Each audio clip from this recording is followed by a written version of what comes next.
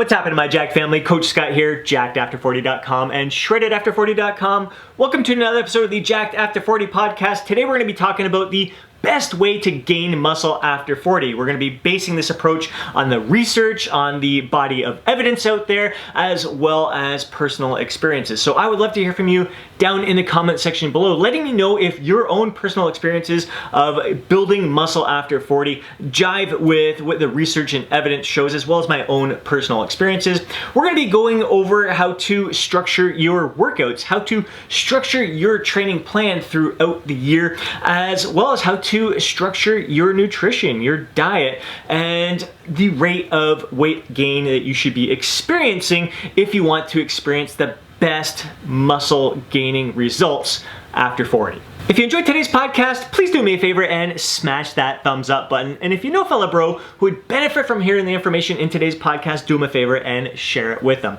Let's kick things off with some realistic expectations here. Now, based on the evidence, during our first year of proper training, where we are following a well-structured, strategically designed workout plan, our nutrition is dialed in, our lifestyle is dialed in, we can expect to gain potentially 2 pounds of muscle per month, maybe 20 to 25 pounds per year. The second year, that gets cut in half. We can expect to gain maybe a pound of muscle per month, or about 10 pounds, 12 pounds per year. Third year gets cut in half again, and we're looking at maybe gaining about half a pound of muscle per month.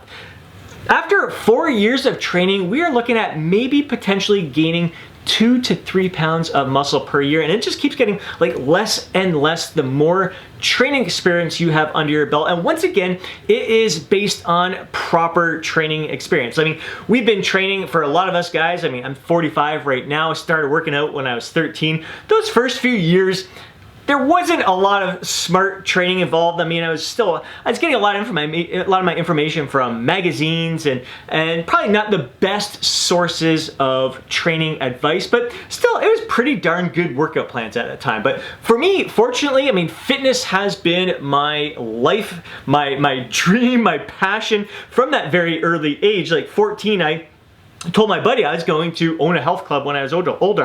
I knew this was my life, so I fully immersed myself in it. And during those early years, in addition to those magazines, I was following some pretty smart, strategically designed plans. I mean, maybe not the best in the beginning. I mean, we're looking right now, I've got Arnold Schwarzenegger's Education of a Bodybuilder book here that has a training plan, some training plans in there that I was following at a pretty early age, and moving on to his Encyclopedia of a Bodybuilder there, Modern Encyclopedia of a Bodybuilder. I had some classic books, the Steve Reeves, the classic physique there. I've got Fred Hatfield's, his Power,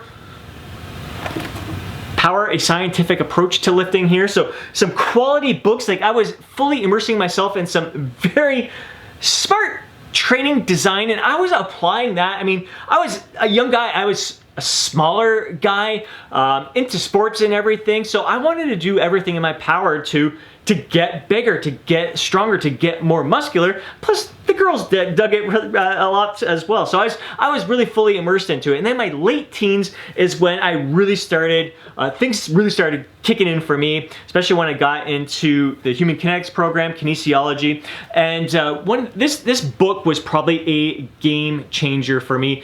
Periodization training for sports. It's the first time where I started looking at training, a big picture approach to training, rather than just taking a workout plan and following it for a month or so and then trying to find someone else's workout plan and follow that for a little bit. This had a full year kind of training, where different types of mesocycles all throughout the year, where you were following a strength focused plan, you were following a hypertrophy focused plan, you were following different kinds of hybrid approach training splits in there, and just each one was building off of each other. So this was at an early age. I was 19 years old, learning this kind of stuff with my training, really structuring my training for the year, training intelligently. At the same time, I mean, there's some nutrition advice in these books as well, but also Power Eating by Susan Kleiner. Excellent, incredible book that really got things dialed in for me as well at the same time. So after I was following that book, so Tudor Bompa was definitely in those early, a big influence on my training in those early age. And then he had the serious strength training book here as well. Then got into some stuff like Ken Sprague, his More Muscle, John Hansen, IFBB Pro, his natural book, and then Built Hard. So I was like fully freaking immersed into bodybuilding and smart, intelligent training from an early age. Now I share all of that to just kind of back up the point of the importance of proper training when it comes to setting up these realistic expectations. And I've got over 25 years of proper training under my belt. So if they're saying like after 4 years of proper training, you can expect to gain 2 to 3 pounds of muscle per year, and it's going to keep diminishing year after year as you get closer and closer to your genetic potential. I mean, I'm not looking at massive amounts of muscle that I can gain at this stage of the game. So I've got to set up some realistic expectations. Am I at my genetic potential, my genetic limit right now? Absolutely not. I'm going to say hell freaking no. And I am doing everything in my power to try to squeeze every last bit of muscle gains from my potential as I possibly can.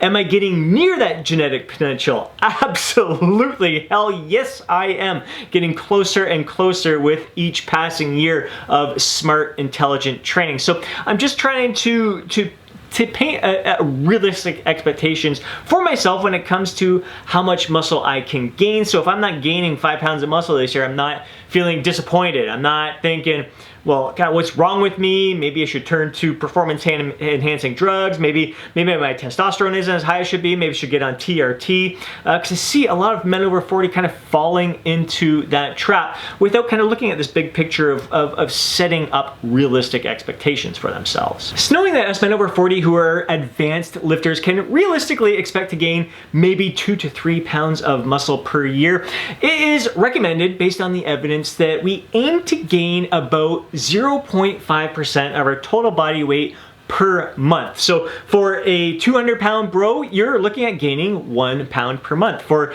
a bro like myself who's around $150, I'm looking at gaining maybe 3/4 of a pound per month. Now that is fairly freaking insignificant and very tough to measure. It's not something you're going to be trying to make judgments based on a daily weigh-in, even a weekly weigh-in. Even a monthly monitoring of your progress is going to be difficult to gauge how well you're progressing. So you're going to have to monitor your progress over the course of months or even a year. It is a very slow process, which is very important for you to just fully immerse yourself in the process, experience the joy in the process, and really just making sure that you are giving the best of yourself to your nutrition, to your workouts, and just keeping everything in check, especially your lifestyle, your sleep, your stress management, all those things. So stay dialed in and just gauge the scale weight progress over the course of, again, at least a month, but more so over multiple months at a time. Now, there are a few arguments against this very slow and steady approach.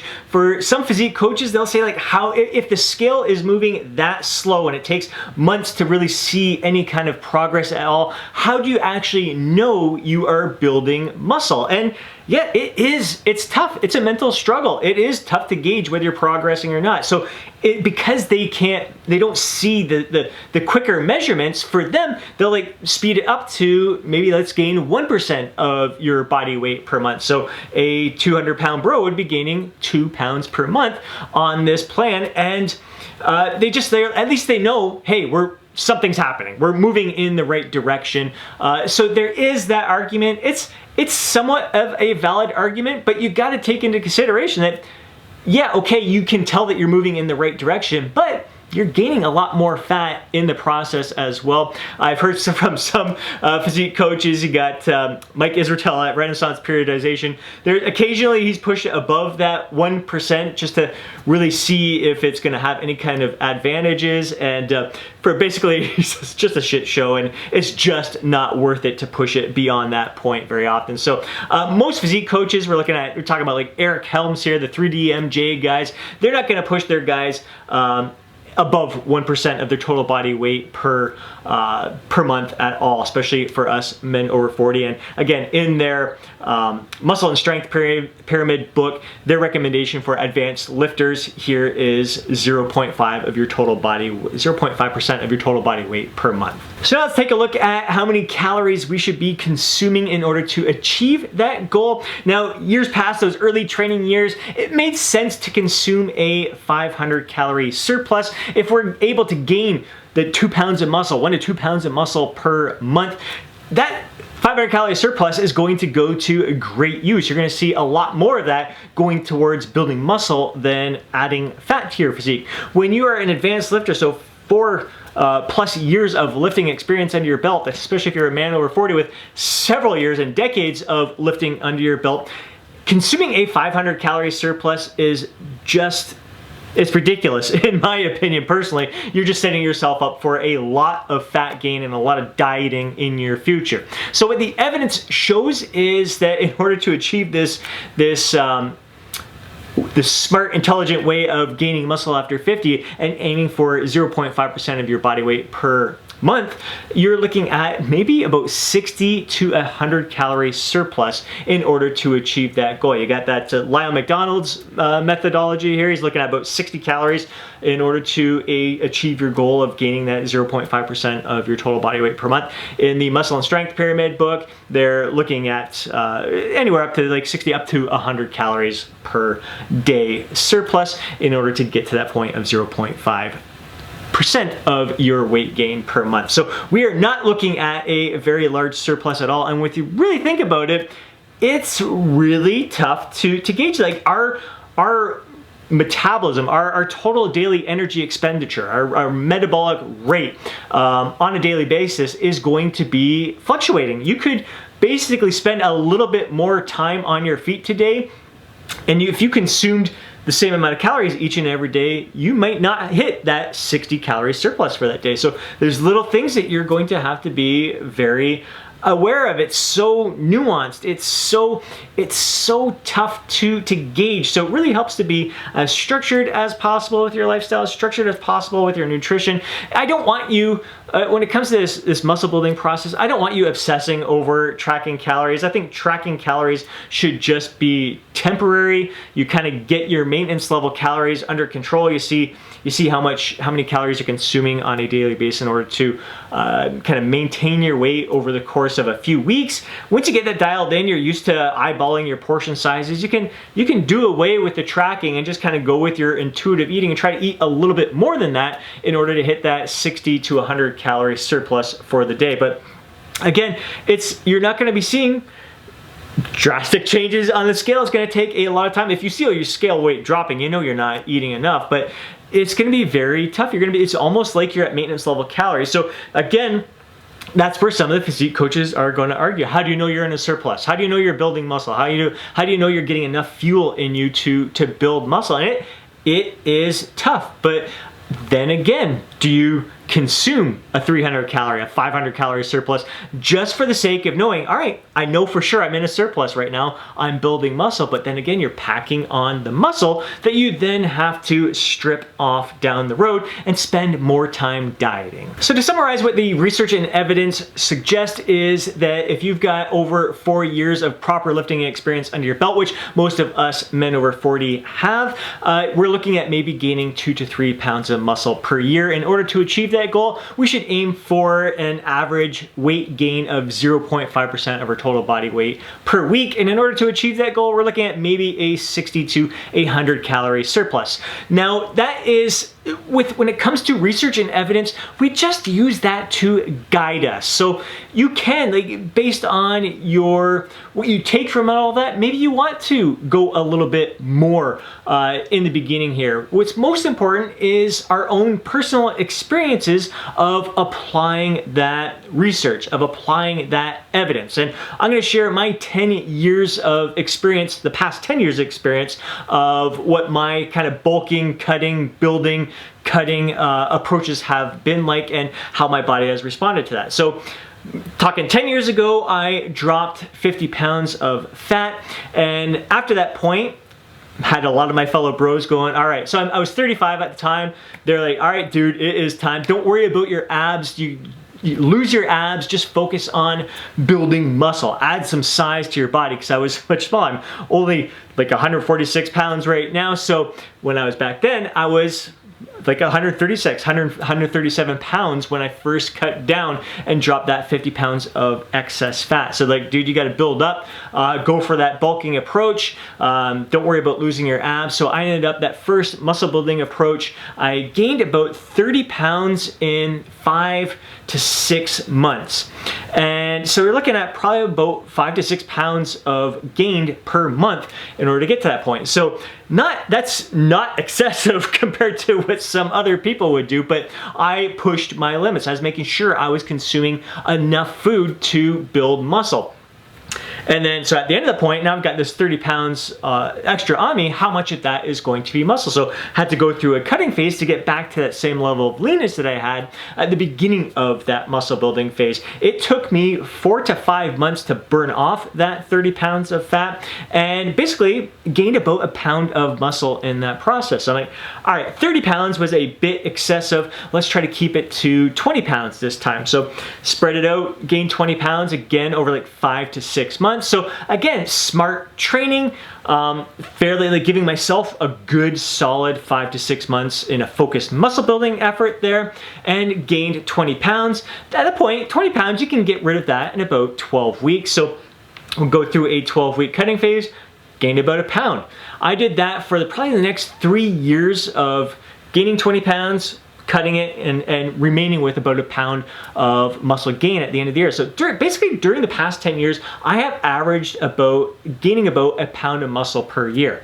So first year was 30, a few years after that was 20. 5 years ago was the last time that I had gained 20 pounds and cut it off during a 12-week cutting phase. I'm like, it's just, to gain 20 pounds for 1 pound of muscle just seemed ridiculous. That's just a terrible ratio of 1 pound of muscle for 19 pounds of fat. Just it's consuming way more calories than you need to build muscle. I was definitely in way more of a surplus than I needed to be in order to build muscle at that stage. So after dropping that 20 pounds 5 years ago, I decided to slow the process down and aim for about 10 pounds of weight gain throughout the muscle building process. The best part about this new approach is that I got to spend less time in a caloric deficit. The 5 years prior, I would spend about 5 to 6 months building muscle, and then 3 up to 5 months of cutting to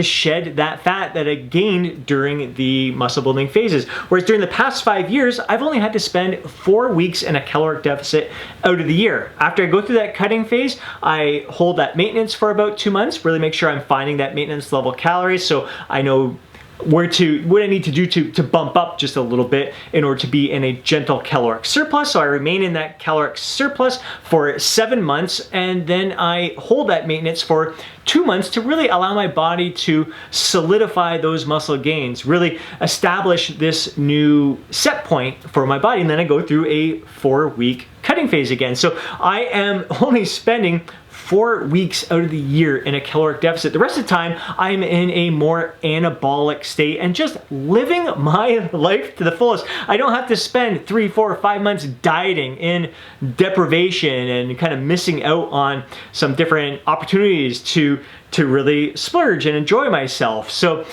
it has been a much more enjoyable experience. And the best part is, is basically I'm able to only have to diet for 4 weeks out of the year, and I'm still making the same rate of muscle gains. I'm basically averaging about a pound of muscle gain per year. And what it did, so that first year I slowed it down to 10 pounds for the year.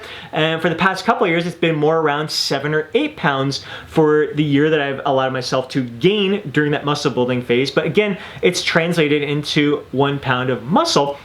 So I'm still looking at a ratio of 1 pound of muscle to like 7 to 8 pounds of fat. And that is still, in my opinion, a pretty crappy ratio. It should be closer to, I think it's gonna be very tough to gauge a 1-to-1 kind of ratio, but 1-to-2, maybe 1-to-3 ratio of muscle to fat gain is probably a little bit more acceptable. Again, it's going to be very individual, and this is where the personal experience comes into play. I'm not going to tell you that you should only be gaining 1 pound of muscle per year. You're going to be different from me. This is based on my past experiences. So how I structure my muscle building phases, the rate of weight gain that I'm going to be experiencing this upcoming year is based on my past year's experiences. So 5 years, I mean, like I said, 10 years ago was 30 pounds of weight gain, then 2020, then down to 10, then 8 and 7. I'm basically trying to find that point where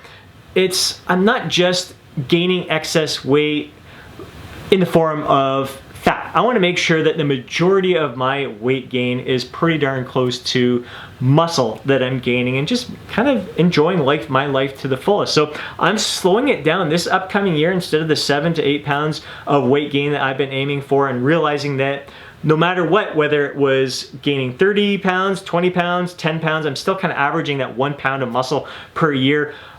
What's the point of gaining the excess fat? Any kind of excess fat has not helped me build any more muscle. It has not enhanced my life in any way, shape, or form. So why not stay closer to that set point and maybe this year gain 4 pounds during the course of that process and see how that goes. I'm still able to gain a pound of muscle during that process, and I'm able to just kind of stay in my happy place where I'm not gaining excess fat for no reason whatsoever. It all comes down to experience. And the great part is, I mean, this has been 10 years of experience to get me to this point. I know how to eat. Like I've slowly reduced the amount that I'm eating during these surpluses. I know what I'm eating in order to build that muscle, in order to gain that weight. So now it's just gonna be eating a little bit less than what I did this past year in order to gain that 7 pounds, just cutting it down a little bit. It's not gonna be a drastic change. Like if I was in a 100 calorie to 150 calorie surplus, so what if it's a 75 calorie surplus instead? It's going to be so minimal difference in order to achieve the goal I'm at. It's not going to be a drastic change to my overall lifestyle. It's going to be very, very close, just slowing the process down. And again, just closer and closer to maintenance. So a gentle surplus in order to build muscle at this stage again. But again, it's not based on just the research. This is based on my own personal experiences and really being diligent with my overall lifestyle, just really keeping things consistent and really keeping things, just getting more and more dialed in with my overall lifestyle in general. I got a lot of great structure in place, so making subtle little changes, it's pretty easy for me to do, and it's pretty easy for me to monitor without having to track it on in my FitnessPal. I don't have to track my calories all the time. My lifestyle is pretty much the same. I don't have to step on the scale every day to see, oh my God, am I up 0.11 pounds today? I'm not going to be doing that. It's just, I'm basically going to be enjoying my life, not obsessing over the scale, not obsessing over tracking or anything, just really nailing the process and keeping things as consistent and structured as possible.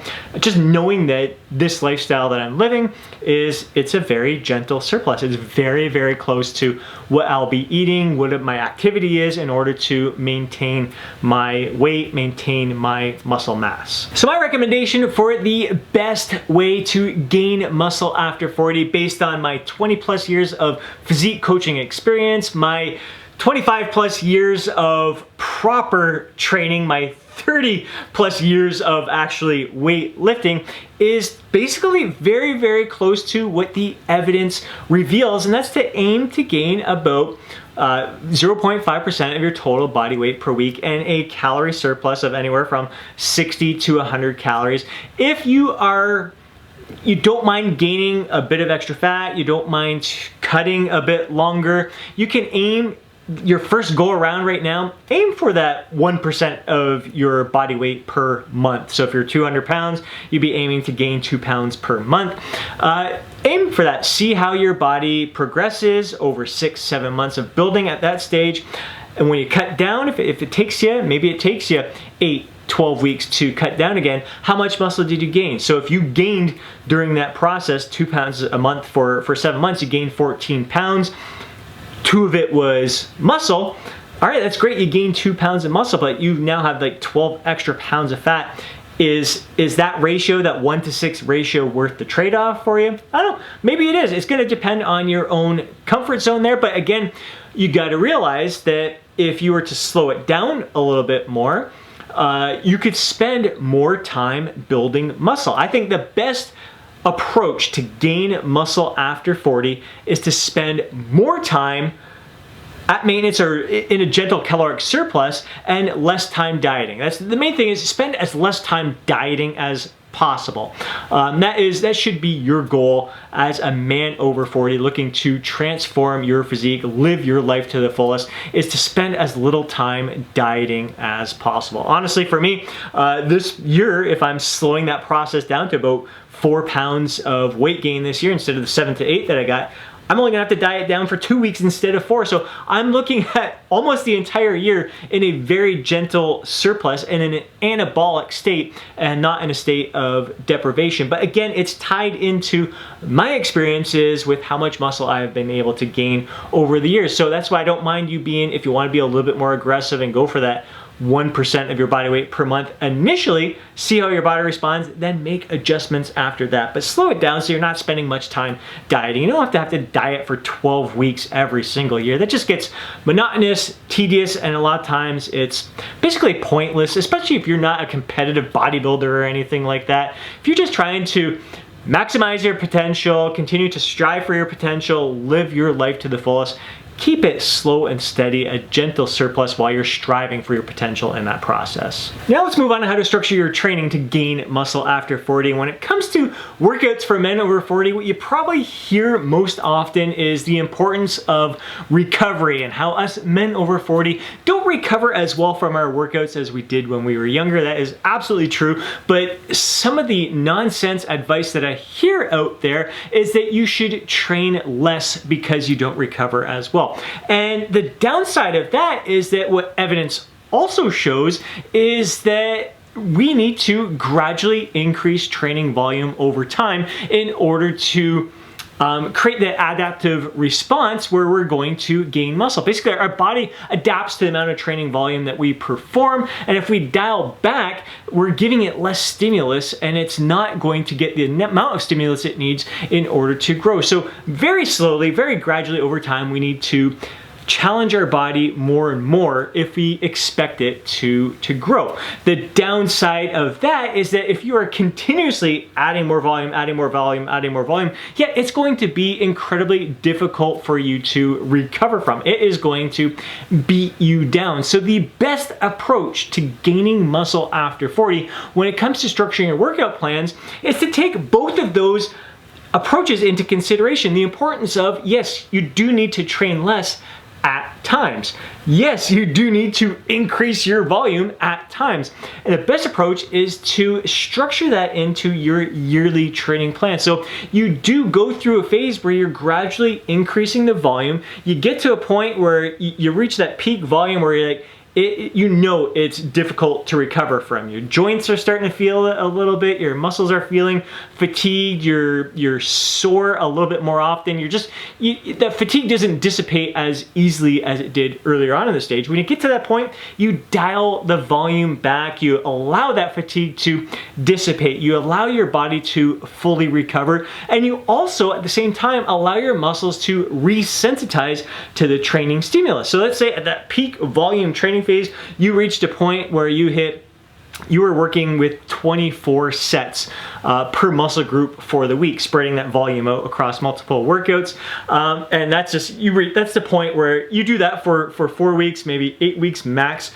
Your body just, any more of that volume, you're just gonna break yourself down and run the risk of injury. So you dial it right back down to maybe 10 sets per muscle group per week to really allow that fatigue to dissipate, your muscles to fully recover, and you resensitize. So once you start doing 12 sets, 14 sets per muscle group per week, your body's gonna respond better to that once again. So whereas if you keep doing the 24 sets per week, your body adapts to that training stimulus. It's going to be all right. In order to change, you need to do more and more, but doing more means it's just going to beat you down. Your body's not going to be able to recover from it. So that's the way that you get the best of both worlds. You take the recovery into consideration. You give your body that time to fully recover, but you also need to challenge your body at times as well. So it all comes to strategically designing your training plan in the big picture. You can't just take workout plan and follow a bunch of different people's workout plans that may be high volume all the time. You need to have some high volume and you need to have some low volume and everything in between as well. And the other thing that I come across quite often when it comes to dealing with recovery and my fellow men over 40 is that a lot of them are afraid to take a full week off from training. They think they're going to lose all of their gains, and it has been forever since they have given themselves a complete break from training. And I highly recommend you get at least 3 weeks throughout the year where you take completely off of weight training, whether it's going away on vacation, which oftentimes presents the best opportunity to take a break from your training. But if you don't have any vacations planned, make sure you are scheduling a complete week off from training at least every 4 months, just to really give your body a complete full break from training altogether. Allow your joints to just get a break from feeling that load under them, and that give your muscles a break, your tendons a break from feeling the resistance, the tension all the time from your training. So really giving your body that complete chance to fully recover. So you combine those 3, maybe even sometimes 4 weeks off throughout the entire year, in addition to having some low volume training phases. It's a great way to be proactive with your recovery and still give yourself that chance to ramp up the volume. It makes handling that higher volume training a heck of a lot easier when you're incorporating that low volume training and the weeks off throughout your entire training year. And the other aspect to consider when you are dealing with recovery is how you spread the training volume out throughout your each individual workout plan. So let's say you are training each muscle group, you're going with a high volume training phase, and you're looking at training each muscle group with 18 sets per muscle group per week.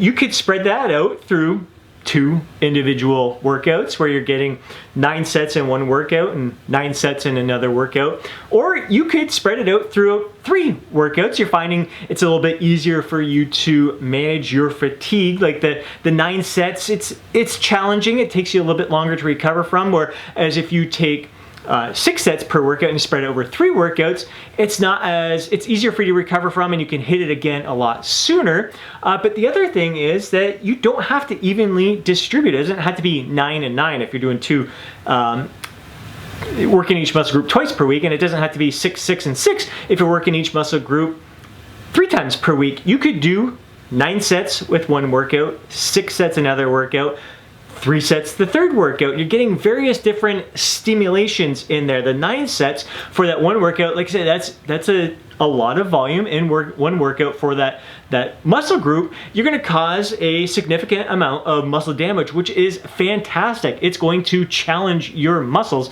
and really spark that growth process. And it's going to take a little bit longer to recover from, but if you hit it in the next workout with, let's say, the 3 sets, it's just that little bit of stimulation. It's like, yeah, you might be a little bit sore still from the previous workout, but 3 sets, it's just gonna get some blood flowing to it. It's gonna allow you to speed up that recovery process. It's gonna spike the growth process. So you're spiking the muscle protein synthesis once again. And then again, you hit it with 6 sets the next time, where it's not, it's more than the 3 sets, but it's not as much as the 9 sets, where it's going to take you're going to be able to recover from 6 sets a lot quicker. So when you hit it with 9 sets again the following week, you're not going to be sore. You're going to be able to handle that 9 sets. So you can spread it out. You don't have to spread it out evenly each and every time. Play around with it. I like to call it the punish and prod approach, where you're challenging your muscles with one workout, and then you're just stimulating it with 1 or 2 other workouts throughout the week. Just really making sure you're sparking that growth response, but really paying attention to how your muscles are recovering with how you are spreading out that training volume throughout the week. If you're only aiming for 10 sets in one workout, you're in a low volume training phase, you could hit all 10 sets with just one workout, hit that body part just one time per week. That's fine. I find the lower volume training phases are a great opportunity to work in a body part split routine.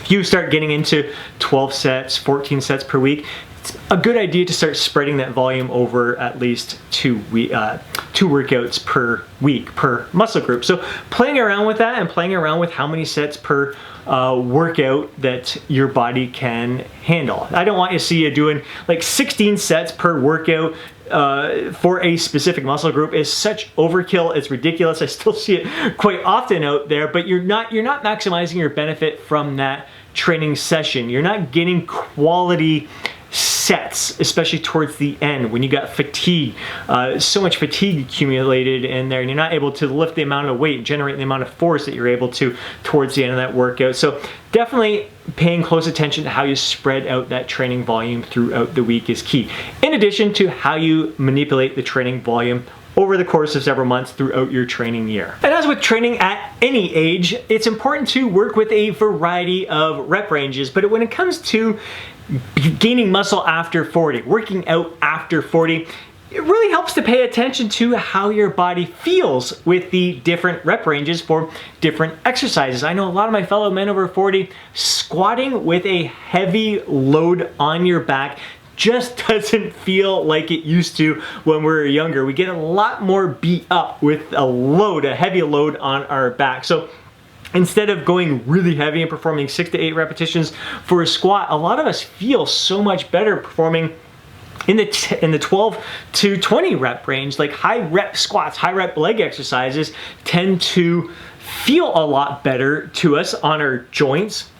We feel a great deal of tension, and the beauty of it is that what the research is showing right now is that it doesn't matter, like high reps are just as effective for muscle growth as lower repetitions, as long as you're bringing the exercise to momentary muscular failure. So you got to make sure that you are challenging your muscles. So just because it's lighter and you're aiming for 20 repetitions, you better make sure that that 20th rep was a incredibly challenging rep for you to perform with good quality form. So work with all those different rep ranges, but pay attention to the exercises that do feel better with lighter weight and higher repetitions, and exercises that you don't mind going heavier and challenging yourself with that 6 to 8 rep range.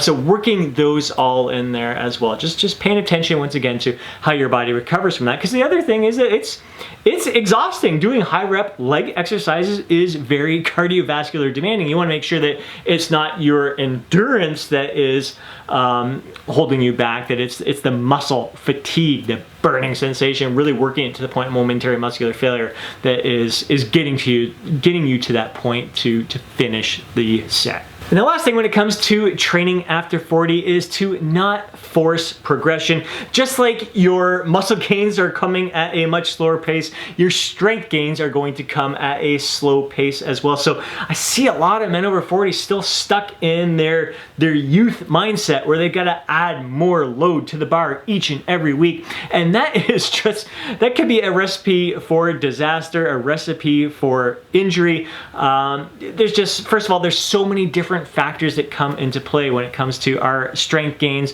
how well we're sleeping, how the quality of our nutrition, our levels of stress can have a huge impact on our performance in the gym. And I see a lot of guys rolling into the gym, they're stressed like crazy, they're high demands in their life right now, they're sleeping like crap, and they're trying to lift more weight than what they did the last week, and they're struggling with it, they're grinding it out, and that's just going to set you up for failure. So your strength gains you might not be able to add more weight to your bench press for the next month or so, and that's okay as long as you're continually trying to progress in one way or another, continue trying to add a little bit more. But the bottom line is, like, I am seeing, most of my fellow men over 40 and physique coaches over 40, we're lifting lighter than we did in our 20s. So it's a different kind. It's not like we're trying to progress in the way where we're lifting more than we did when we were 20 years old. We're just trying to gradually make progress from not even workout to workout, but training phase from training phase at this point, like what we're working with right now. Because right now, if I was trying to lift what I did when I was 20, it would beat me down. My joints would just be wrecked right now. My tendons would be screaming at me.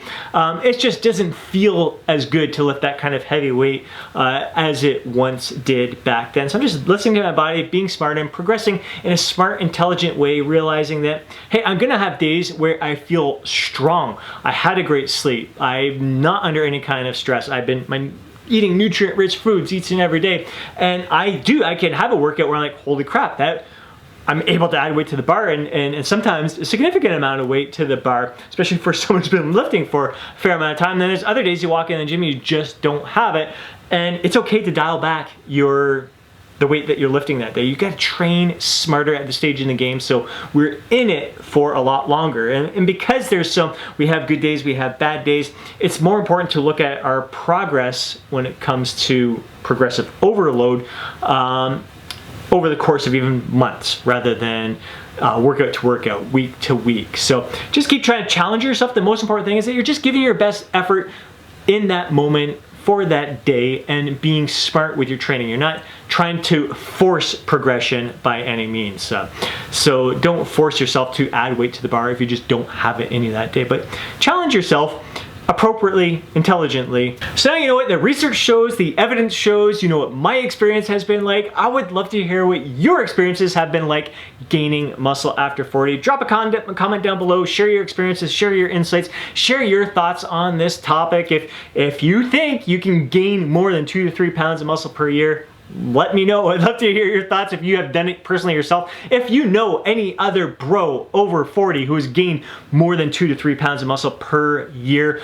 I personally am not really seeing it. I'm not seeing it from my guys who are on steroids. I'm not seeing it from guys who are on heavy doses of TRT replacement. So I'm hearing from some of these physique coaches who are like all about gaining more and bulking and cutting, and their physiques have not changed much over 40 at all. Certainly haven't exceeded the 2 to 3 pounds of muscle per year based on the evidence here. And if you can only gain 2 to 3 pounds per muscle per year and you're looking at adding 20 to 30 pounds in order to gain that 2 to 3 pounds of muscle per year, that is excessive. That's a ratio of muscle gain to fat gain that is just ridiculous and not serving you any good whatsoever. Hope you enjoyed today's podcast. If you did, please smash that thumbs up button. I'd really appreciate it. If you know a fellow bro who would benefit from hearing today's podcast, do him a favor and share it with them. Before you go, don't forget to download your free guide, Jacked After 40.